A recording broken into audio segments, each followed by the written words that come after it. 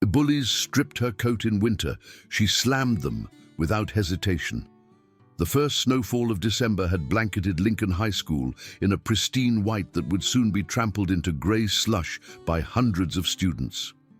Kira Valdez pulled her worn navy coat tighter around her shoulders as she navigated the crowded hallway, her dark eyes fixed on the scuffed linoleum beneath her feet.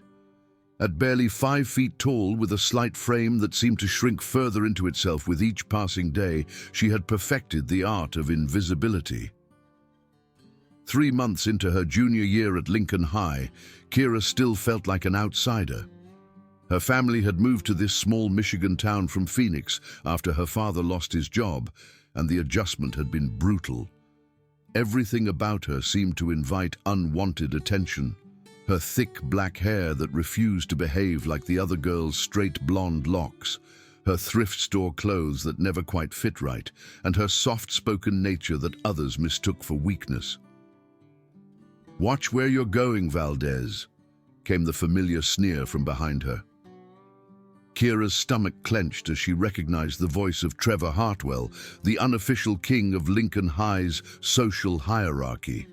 At 6 feet tall, with the build of a linebacker and the entitled swagger that came from being the mayor's son, Trevor had made it his personal mission to remind Kira of her place in the school's pecking order.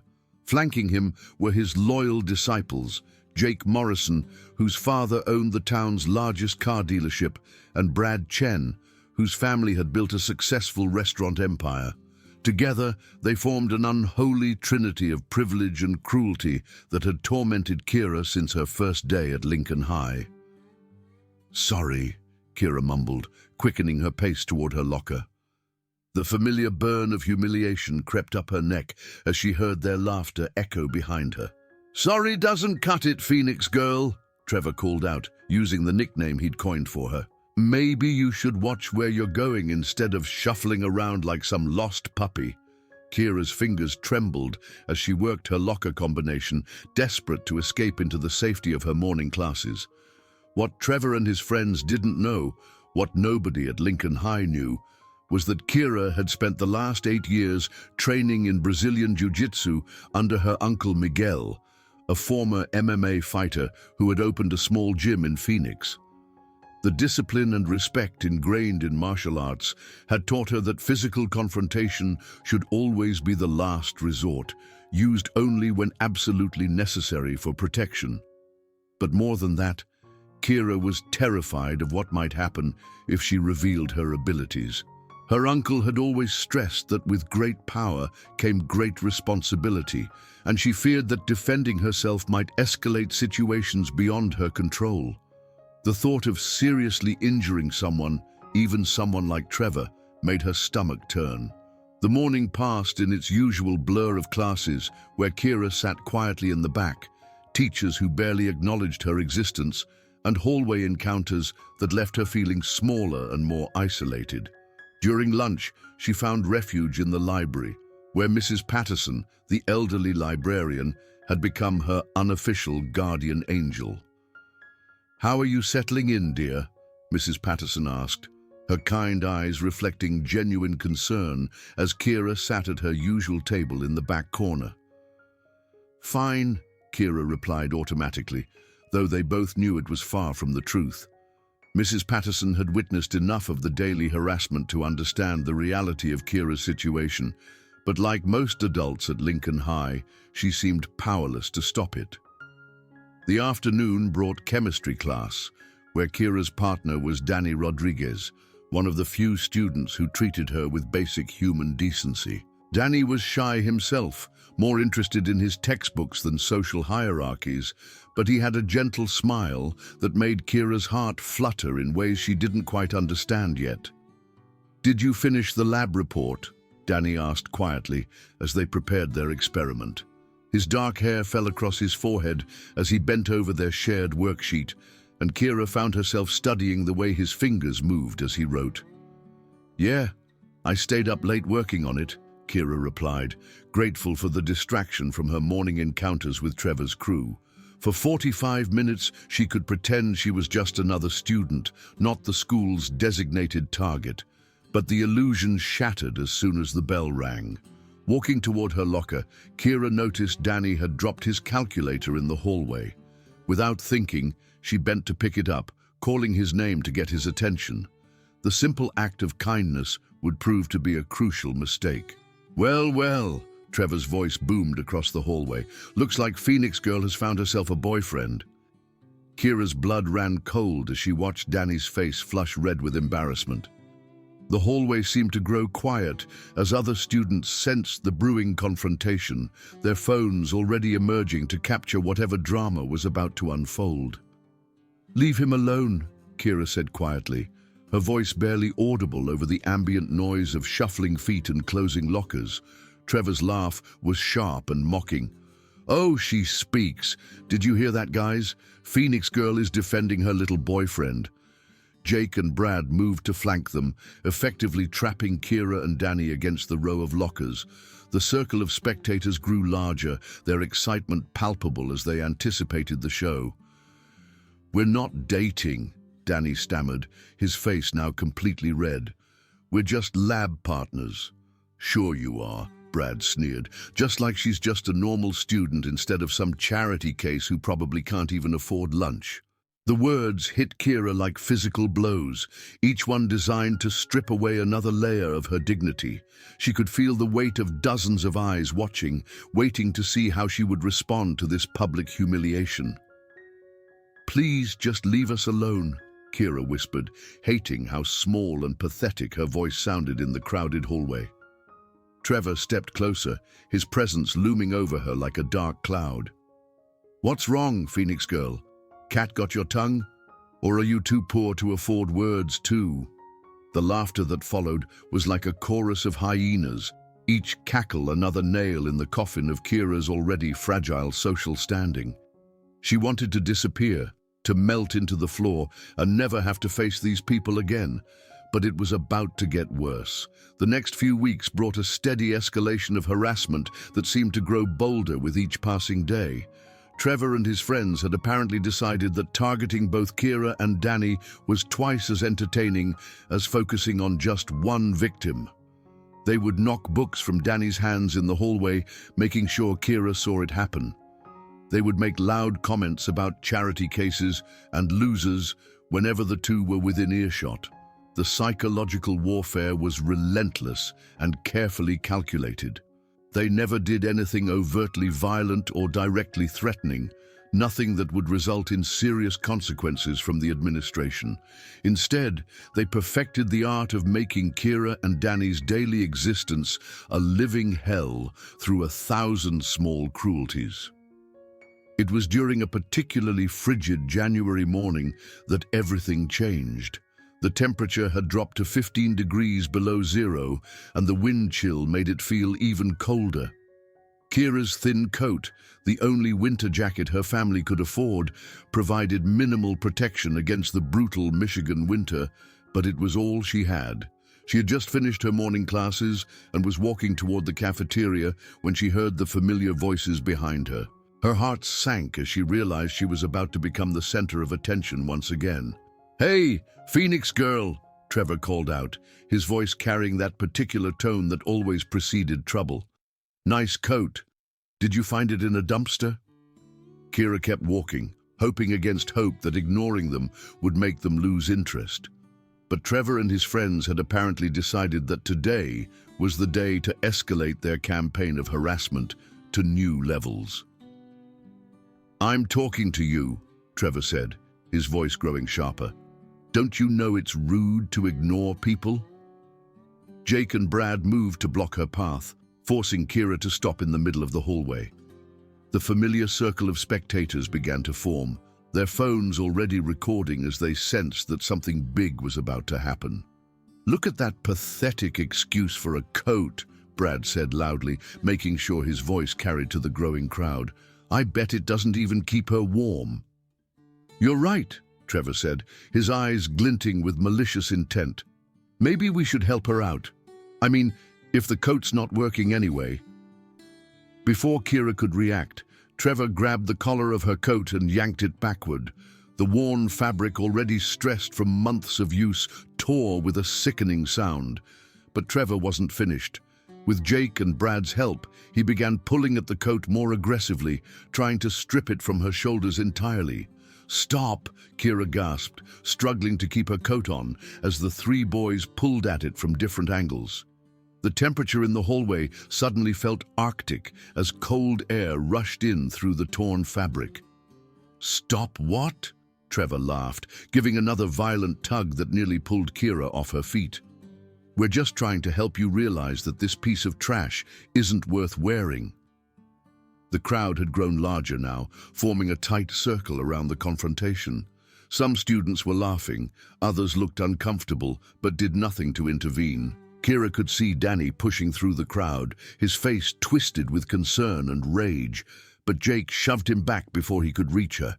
"Leave her alone!" Danny shouted, but his voice was lost in the noise of the crowd. With one final, coordinated pull, Trevor succeeded in yanking Kira's coat completely off her shoulders. The sudden loss of her only protection against the cold was shocking, but the humiliation was even worse. Standing there in just her thin sweater, while dozens of students laughed and recorded her degradation, Kira felt something inside her snap. For 8 years, she had trained with her uncle Miguel, learning not just the physical techniques of Brazilian Jiu-Jitsu, but also the mental discipline that came with it. She had learned to control her emotions, to think strategically, to use an opponent's strength against them. But most importantly, she had learned when it was appropriate to fight. And this was that moment. The transformation was subtle at first, a straightening of her shoulders, a lifting of her chin, a steady look that replaced the fear in her dark eyes. The crowd was still laughing, Trevor was still holding her torn coat like a trophy, but something fundamental had shifted in the dynamics of the situation. "Give me my coat back," Kira said, her voice cutting through the noise with unexpected authority. Trevor looked surprised by the change in her tone. "What did you say?" "I said, give me my coat back, now." The laughter began to die down as students sensed the shift in energy. Trevor's friends exchanged uncertain glances, but their leader seemed determined to maintain his dominance. "Or what?" Trevor sneered, dangling the coat just out of her reach. "What are you going to do about it, Phoenix girl?" Kira's response was calm and measured. "I'm going to ask you one more time. Give me my coat back." Trevor's answer was to throw the coat on the ground and step on it with his dirty boot. "There you go. Now you can have your precious coat." The crowd gasped collectively, recognizing that Trevor had just crossed a line that couldn't be uncrossed. The humiliation was complete, the degradation total.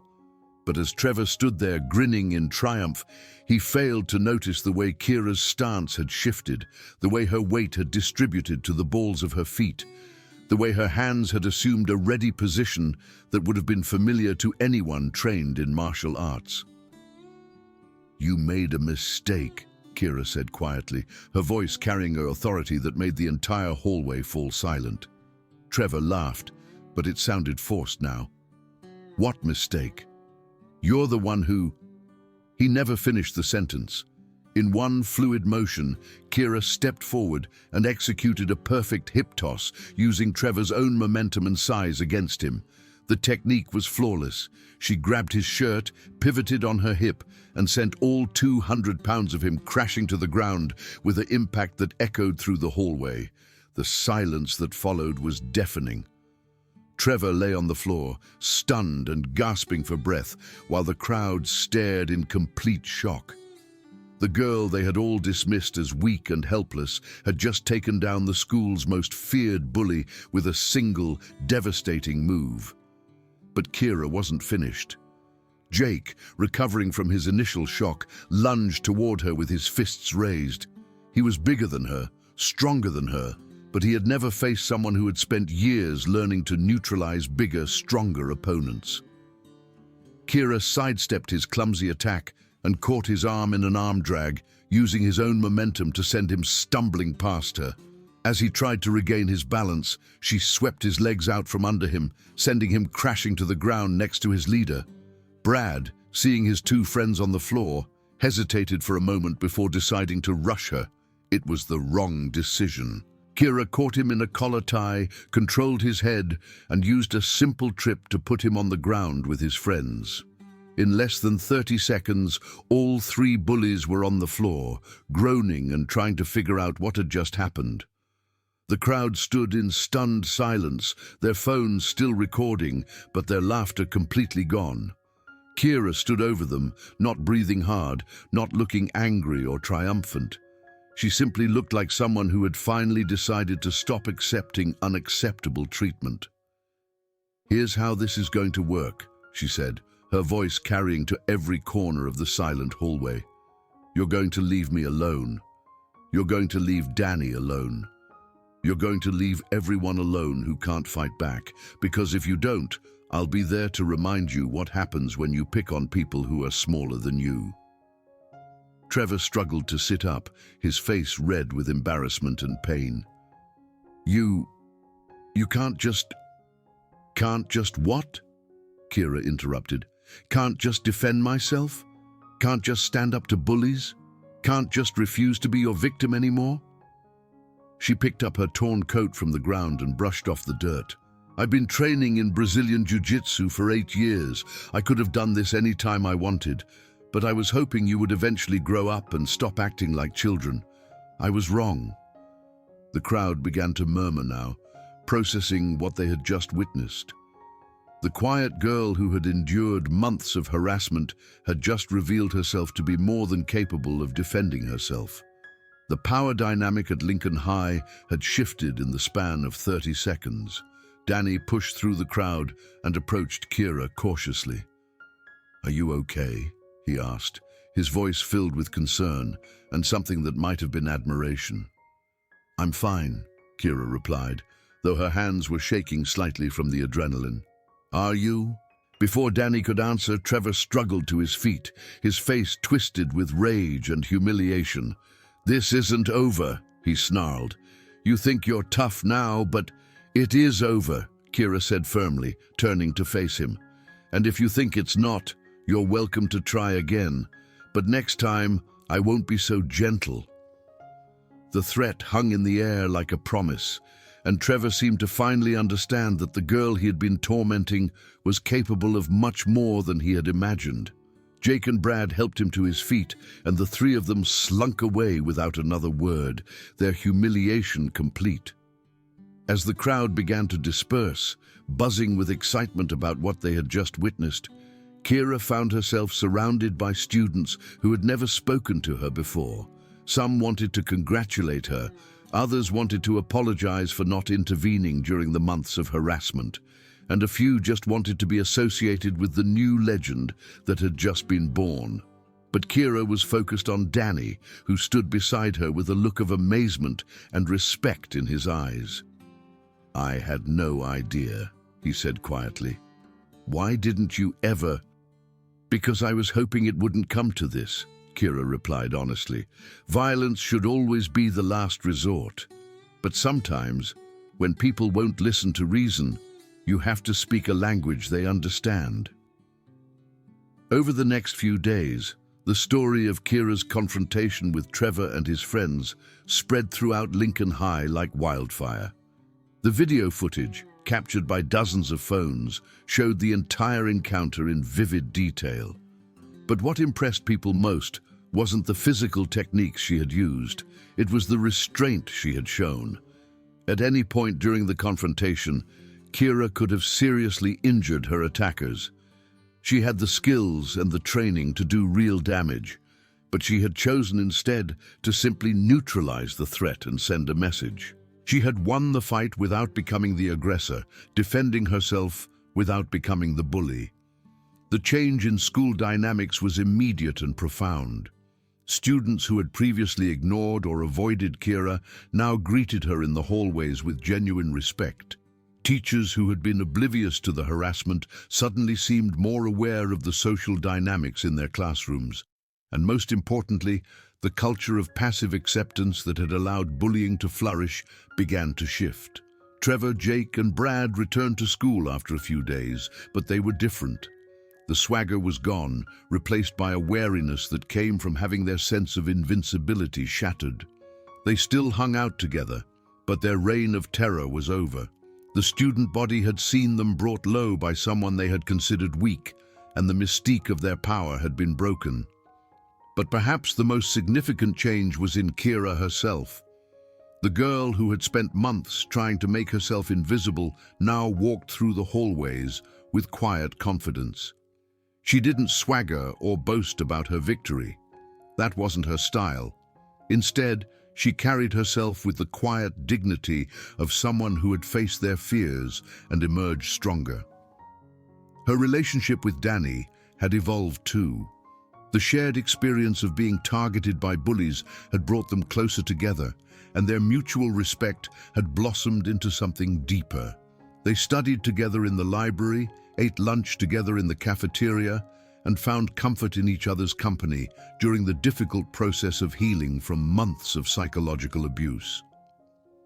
1 month after the confrontation, Kira was walking through the hallway when she encountered a scene that would have been familiar just weeks earlier.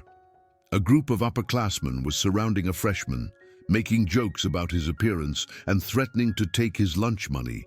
The freshman looked terrified, exactly as Kira had felt during her own months of torment.